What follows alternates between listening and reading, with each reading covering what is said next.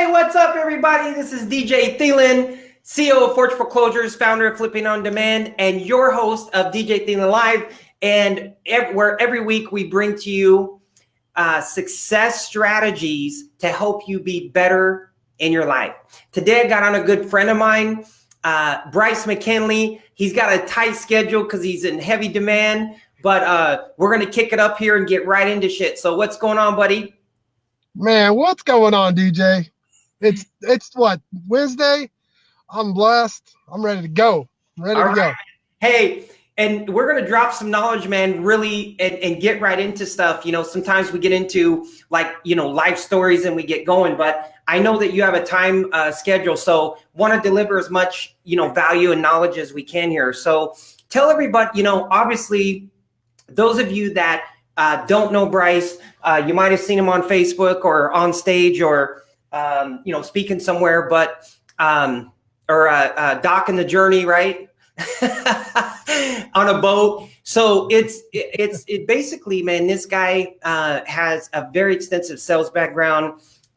Great guy. We become buddies. And today I want to share with you, our whole DJ Thielen Live now relaunch is all about helping you be more successful in life, right? So sometimes we'll have someone on that's in sales like Bryce that can drop some knowledge and help people. Sometimes it's going to be, mindset, which is always a mindset. But let's dive right into things, buddy. Tell the people a little bit, just maybe because you're pressed for time, just a quick snapshot on where you came from.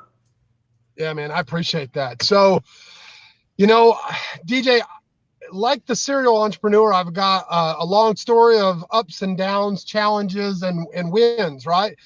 But I do remember a certain circumstance where at 8 years old, I had a paper out and I was killing it. I was having fun. I was making money, but I got fired. I made a mental note as an adult that would be the first and only time I'd ever be fired again. And so I went into this entrepreneur mindset and didn't know it at the time. But I convinced my route manager, her name was Karen, God bless her heart, wherever she's at, but she fired me because I had to be 10 years old in order to do a paper route. And I convinced her at 8 years old to put the route in my dad's name, let me work the route when I turn 10. God forbid, if I'm doing a great job, give me more routes, more responsibilities. And that's exactly what happened. By the time I was 9, my dad technically had 5 or 6 routes on delivering newspapers all over the area and took it up another level. As far as my professional background, I made most of my money and success in the car business at 19, 20 years old, where the average car salesman is selling 12 to 13 cars a month. I'm pushing 50 to 55 units a month. By 21, I was recruited out of my dealership, traveled the world teaching my process behind the sale. And I was averaging about 70 to 75 units a month.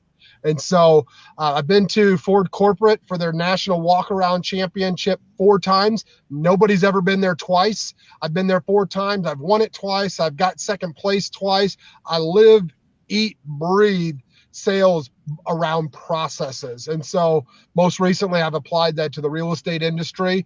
And just like everything else, I've been blessed, absolutely blessed. Hey man, so you and something that if we had more time, man, we would really have some crazy time. But I come from those door knocking. I don't know if I even told you I had a Monotronics home security dealership,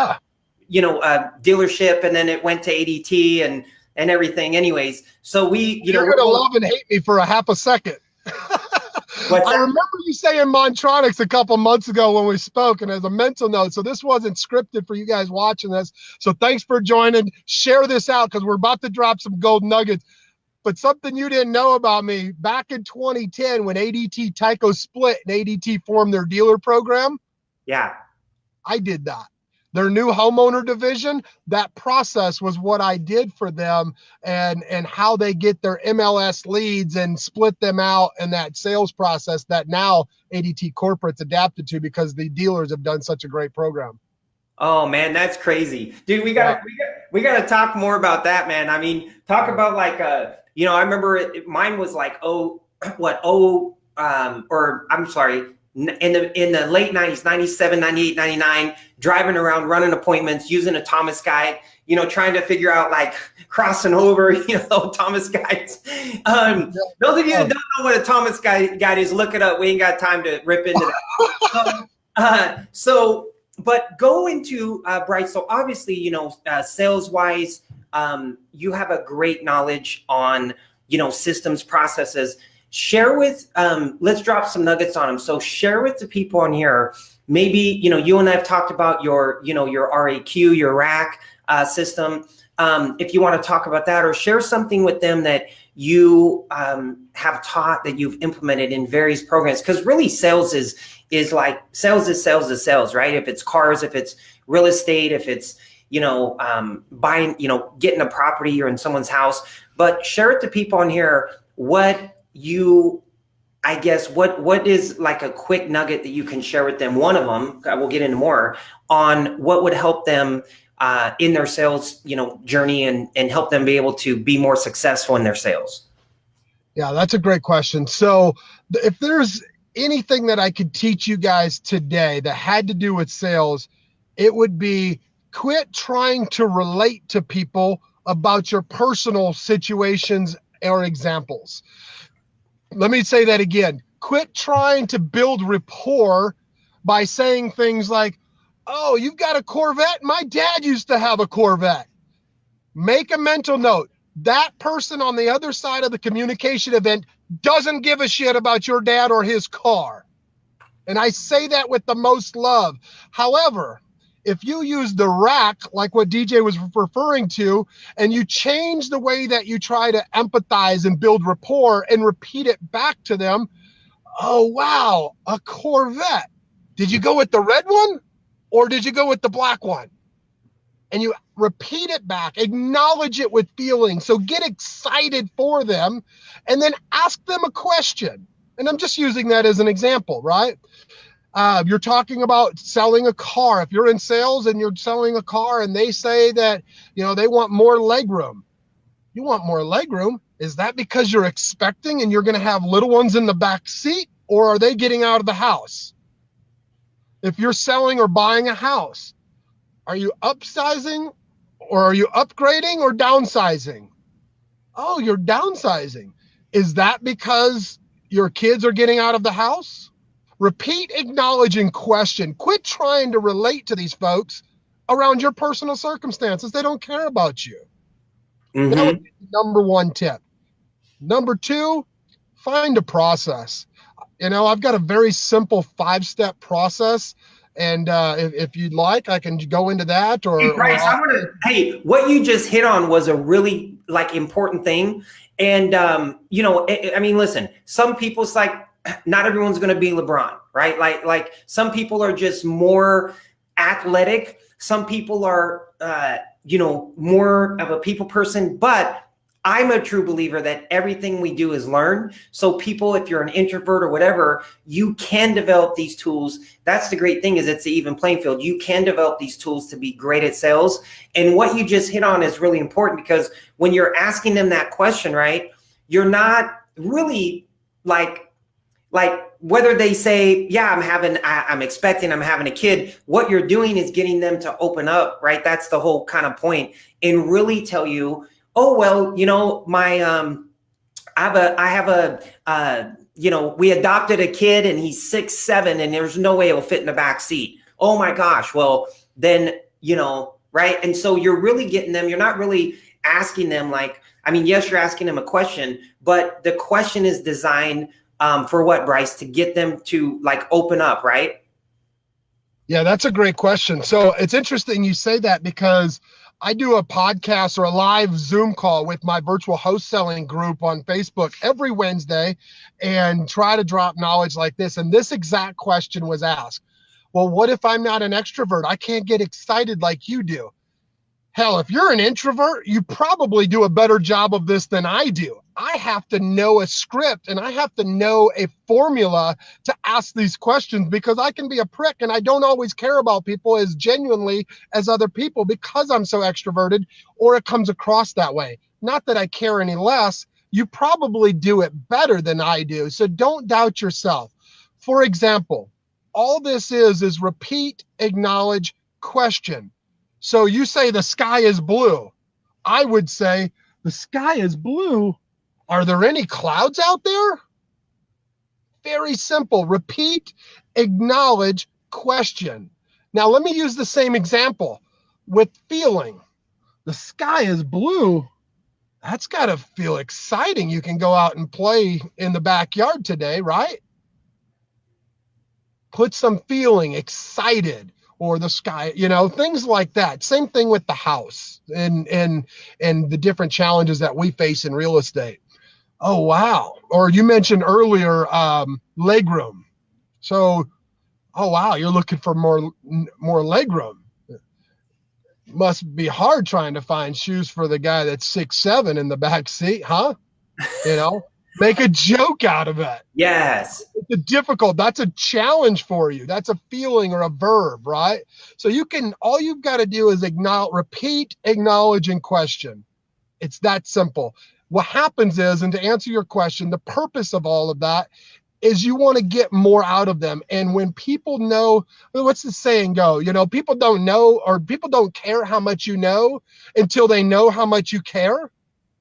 If you're intrigued by them and you show genuine interest in and around their family, their circumstances, I once said on stage that you can't add value to anybody or anything unless you do it to one of three things: to someone's time, money, or family.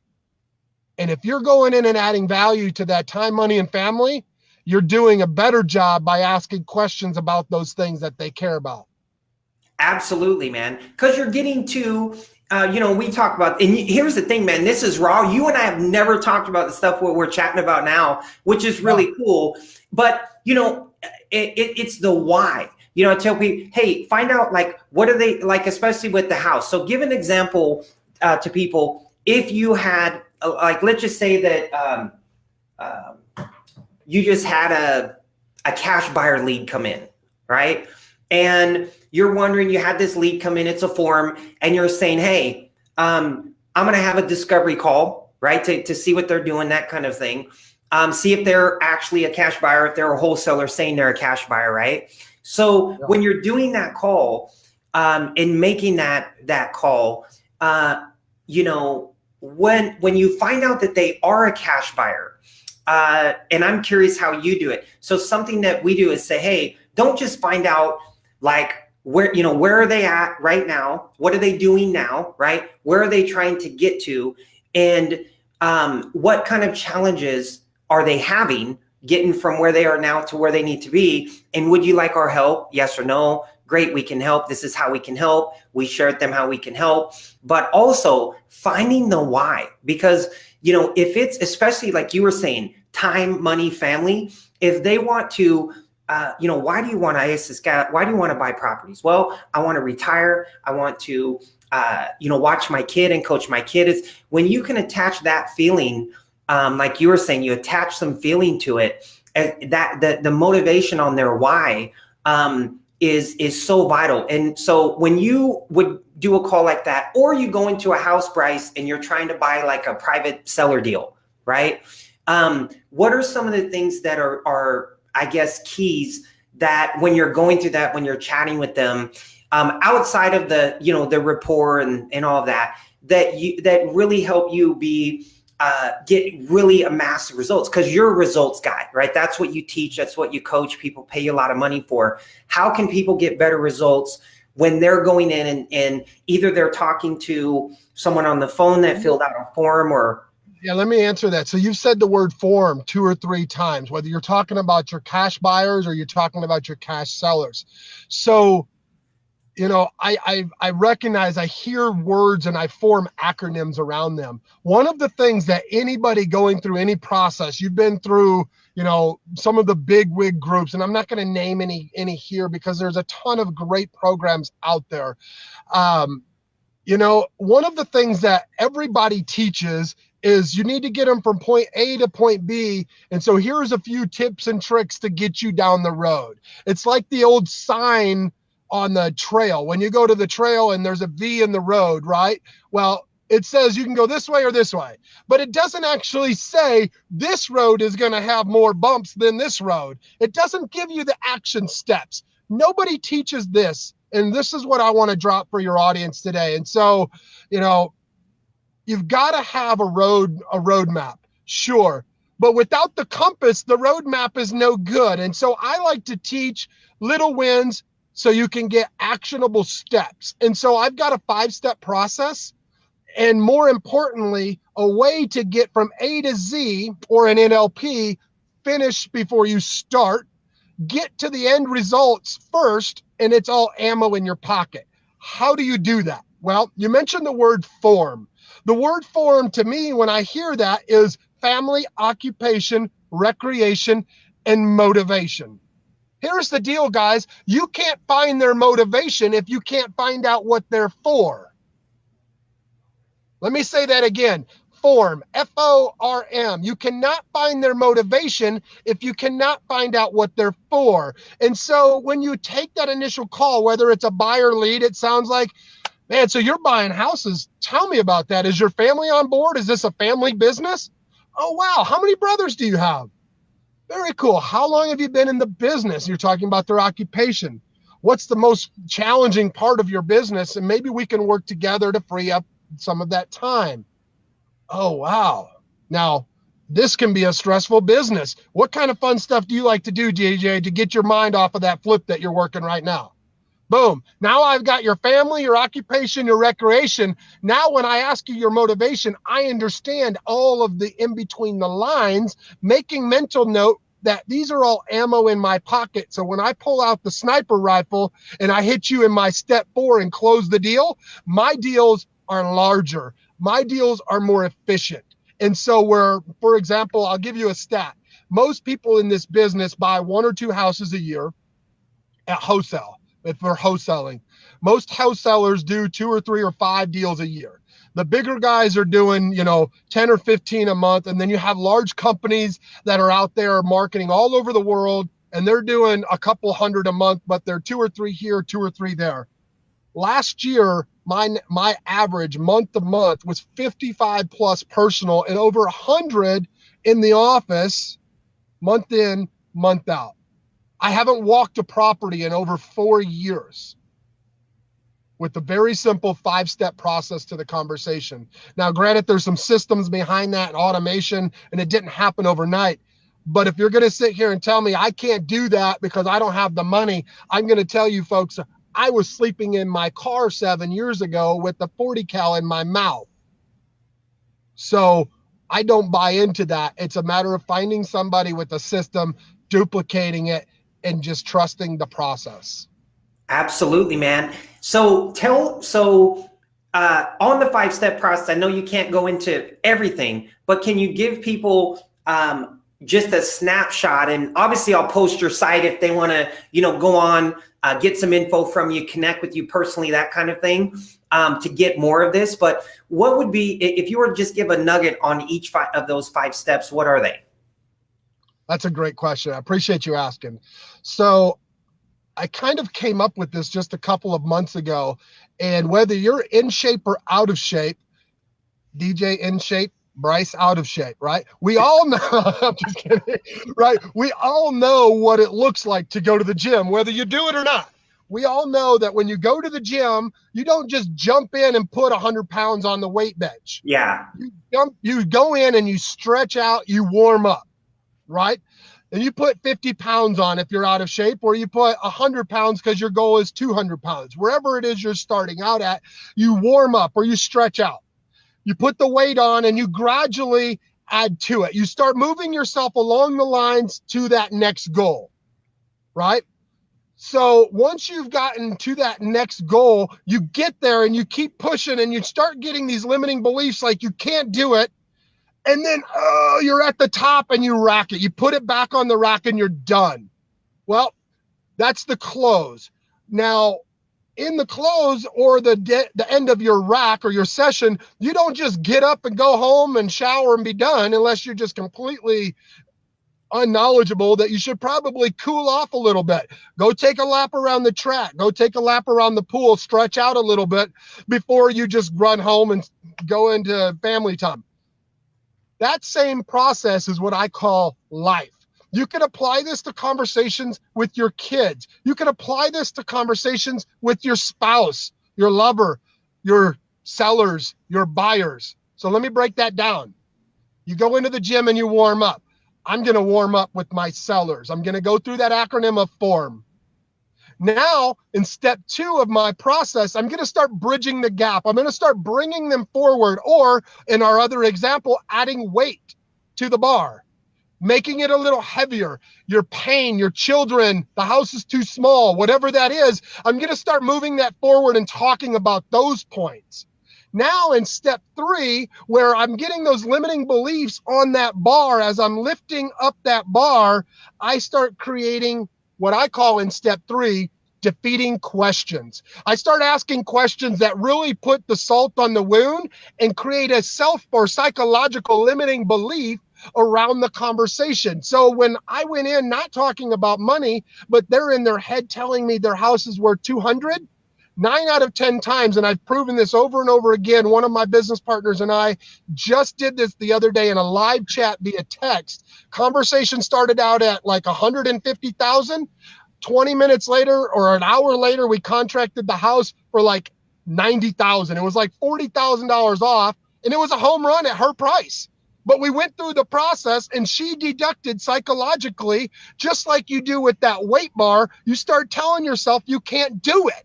So you put it back on the rack and you're done. Or step 4, I go in for the jugular and I close the deal.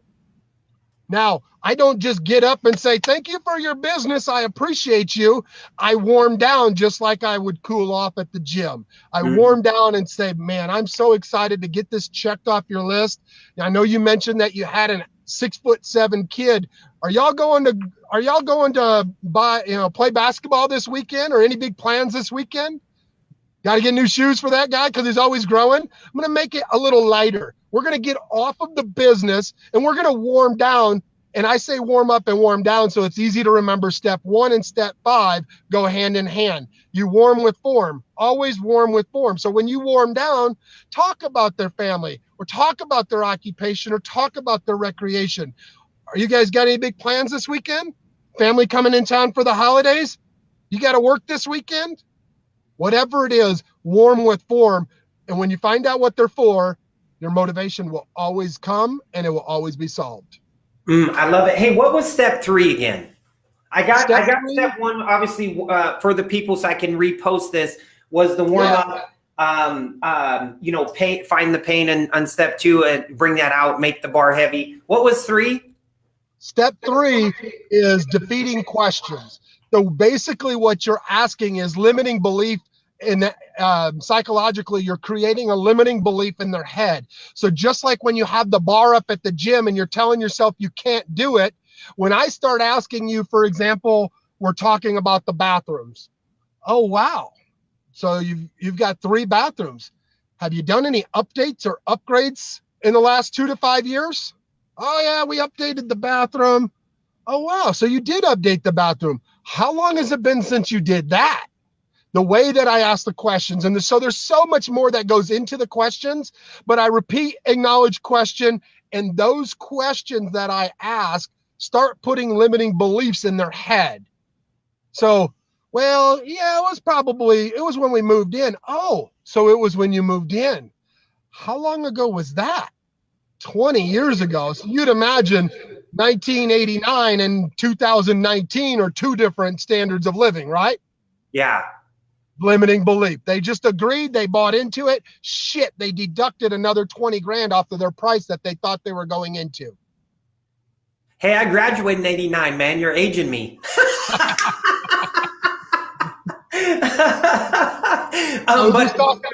I was just talking to my new hire that was in the office with me, and she's like, who is that guy? I'm like, this guy played baseball. We're in the same industry, but when I was a kid, so I collected cards and kind of a fan. So. Yeah, man. Hey, I'm getting a lot of goats here, man.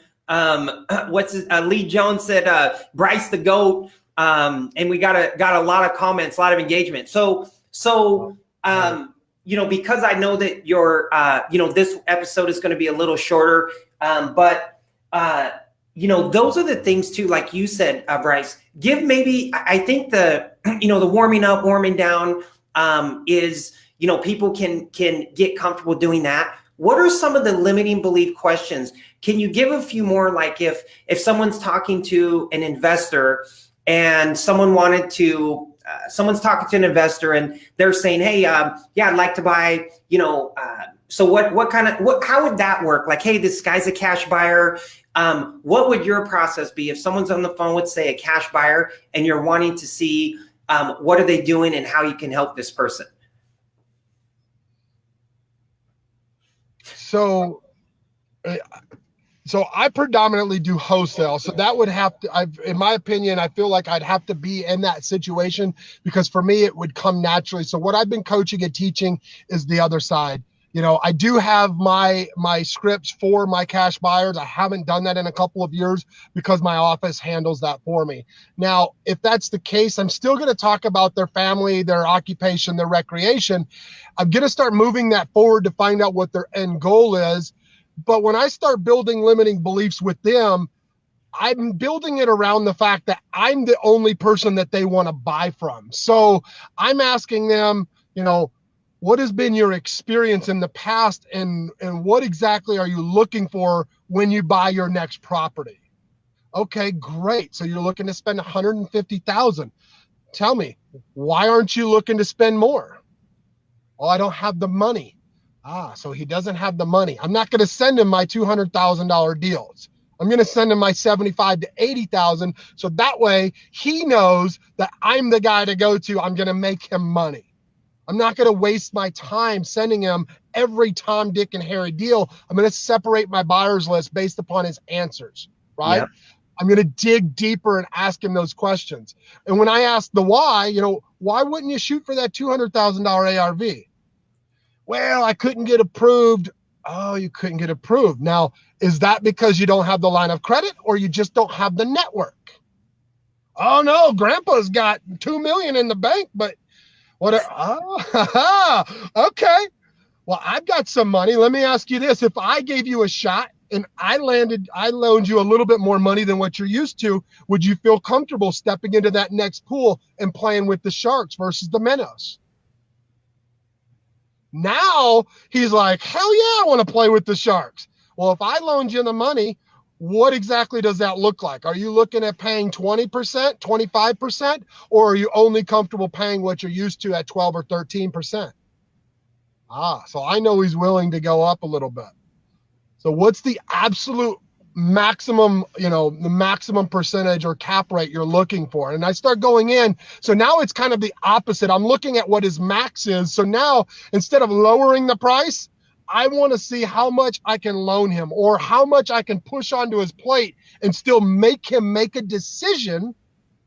Even if it's uncomfortable, he feels great about it. Got it. So if someone were to say, hey, I'd like to do 5 deals this next year, right? I did 2 last year. I'd like to do 5 this year. You might say like 5 deals. What is it about 5 deals? Tell me a little more. Why only 5 deals?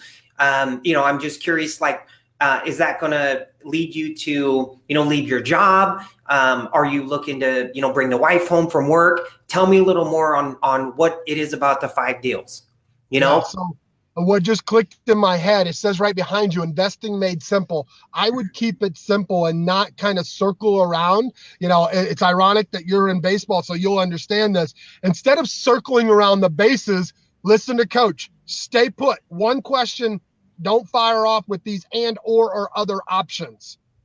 Only give options when you want to make a decision. So for example, wow, 5 deals. Why only 5? Or 5 deals. That's exciting. So you're looking to double what you did last year. Why 5? Keep it simple. Mm-hmm. Keep it simple to the point. Listen more than we talk, right?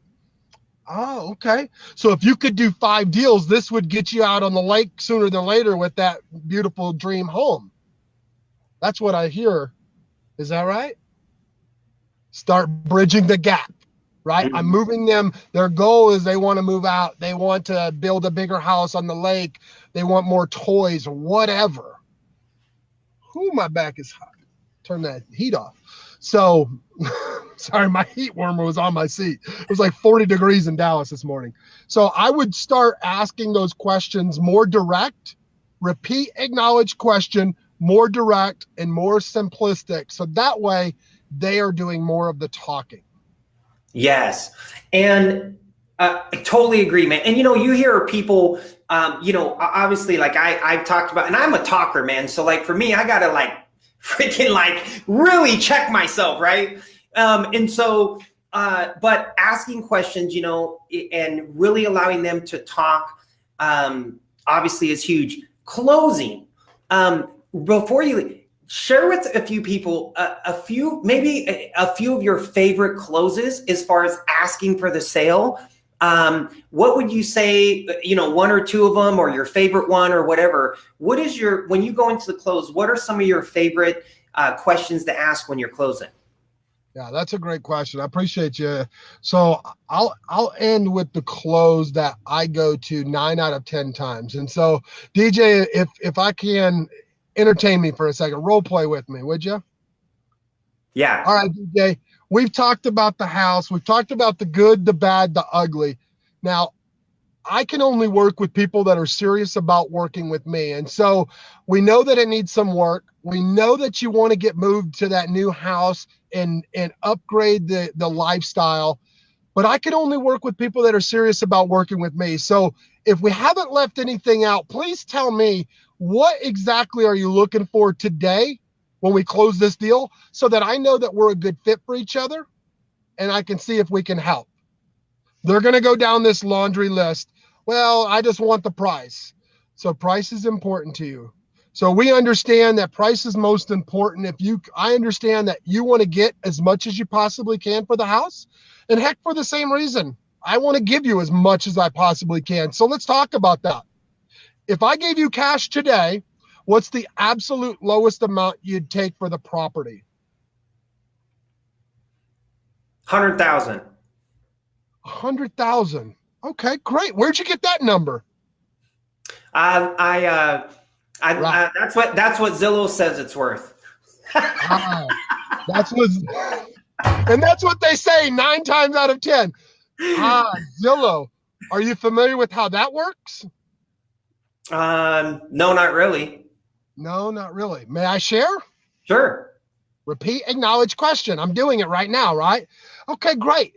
I appreciate the opportunity. So Zillow works very simply. They compile a bunch of data from around 5 miles. And I would imagine you probably agree, your house isn't the same as the houses on the other side of the highway, right?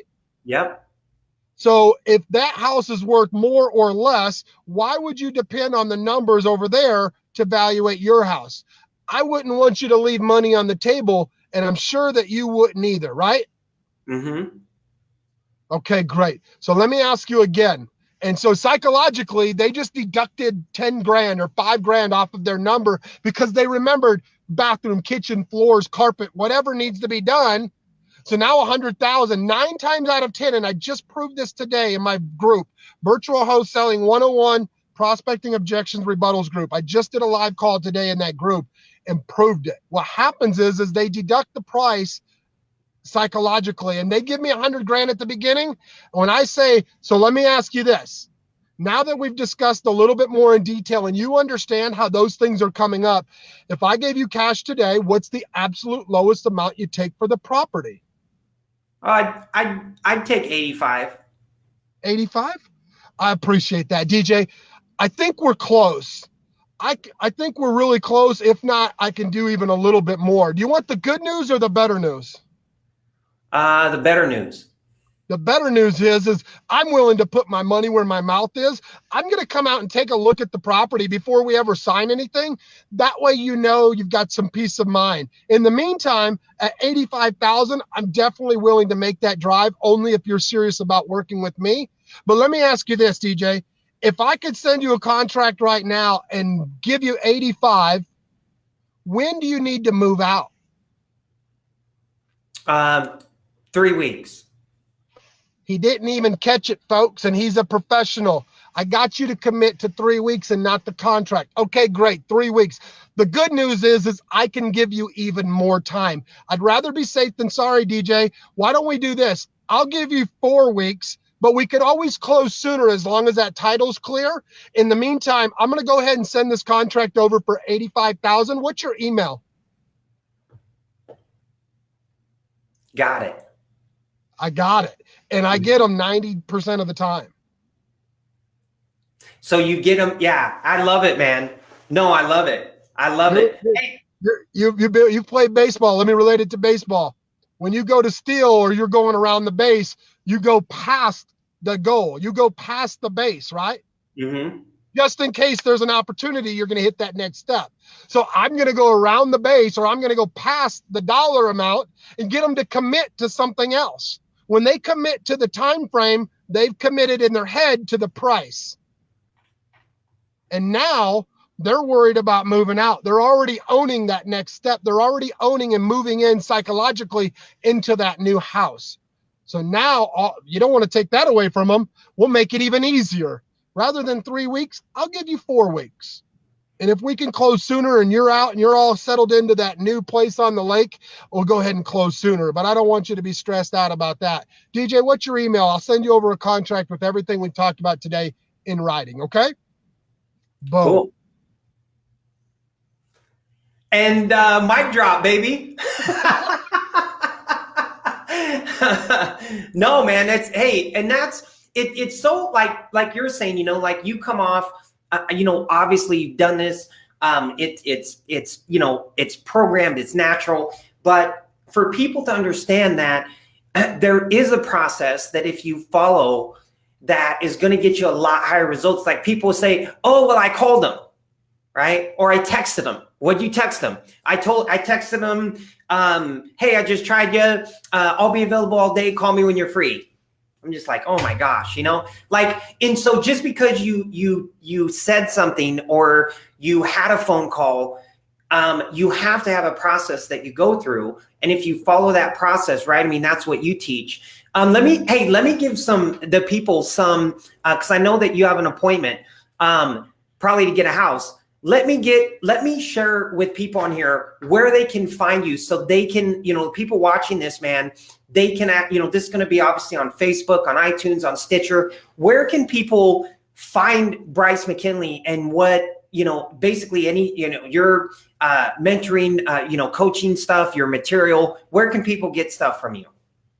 Absolutely. I appreciate you asking. So Bryce McKinley, BRYCE, McKinley. You can search me on Facebook, LinkedIn. If you go to my website at coachsharpen.org or reiresultsacademy.com, reiresultsacademy.com or coachsharpen.org.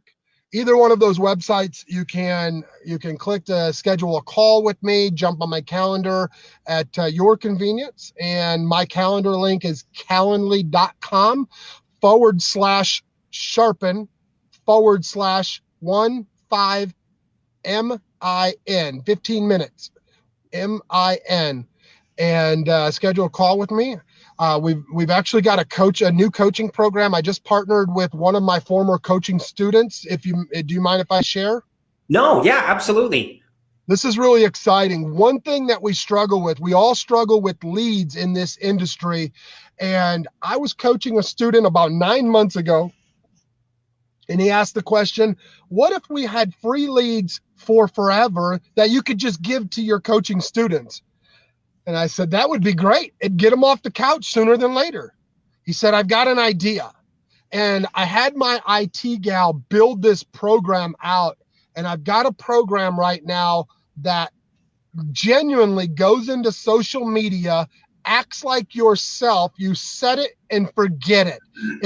We've got over 300 scripts for you to copy and paste. You set it up. You schedule out the post. It goes into Facebook groups and social media sites all over the web and post these links or these ads, basically, hey, I drove through your neighborhood. I seen a couple houses boarded up.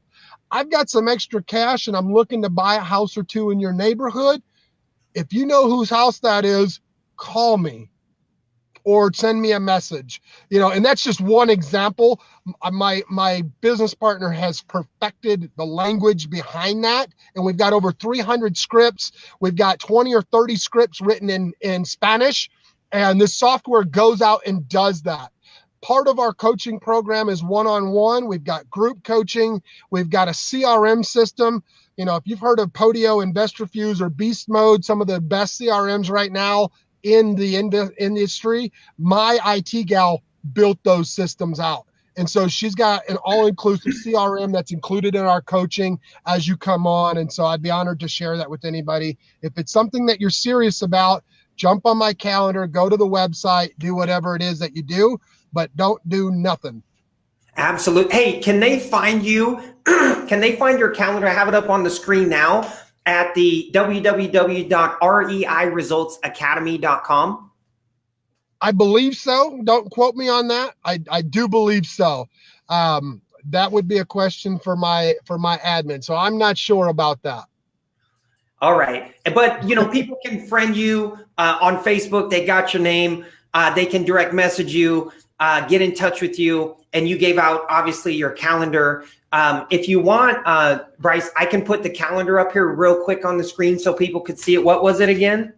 Sure. It's www.calendly.com/sharpen/15min. That's it. All right. Yeah. So those of you listening, you want some insight.